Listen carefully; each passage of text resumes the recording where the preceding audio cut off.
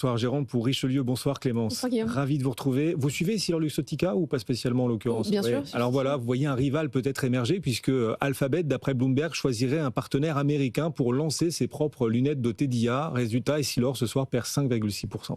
Oui, c'est effectivement le cas d'investissement d'Essilor cette année et sa progression, sa surperformance en bourse vient de cette partie-là, lunettes connectées. Ils sont pionniers, clairement. Le partenariat avec Meta est vraiment, ils ont ouvert la voie. Meta va pouvoir s'appuyer sur toutes les franchises, tous les magasins d'Essilor, et puis il y a la technologie des verres également derrière. Le marché s'attend à une ouverture du marché. On sait qu'il y a Samsung qui est aussi en embuscade, Apple demain, Google.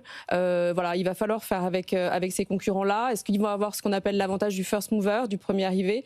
Maintenant, la grande question pour Essilor, même s'il y a beaucoup de choses intéressantes dans le cas d'investissement, les lunettes qui corrigent la myopie chez les enfants, nuance aussi les verres où vous allez pouvoir avoir de l'aide auditive. Tout ça, c'est très intéressant en technologie. Les lunettes qui servent d'aide auditive. Oui, nuance. C'est un produit qui commence à avoir beaucoup de potentiel. Néanmoins, c'est un titre qui se coûte très cher. C'est des valorisations proches des groupes de la tech, beaucoup moins de groupes de la santé.